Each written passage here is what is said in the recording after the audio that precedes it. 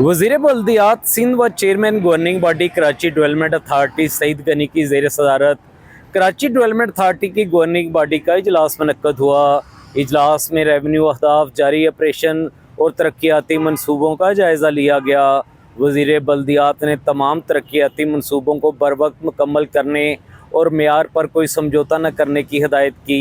Karachi development authority और metropolitan corporation के दरमियान कोऑर्डिनेशन बेहतर बनाने पर जोर दिया गया।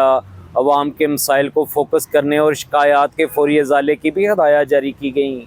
इजलास में additional chief secretary Sindh Syed Khalid Haider Shah, अरकान गवर्निंग बॉडी रुकने सिंध असम्बली यूसुफ बलोच, अली अहमद जान और DG Karachi development authority Shujaat Hussain व दीगर ने इजलास में शिरकत की।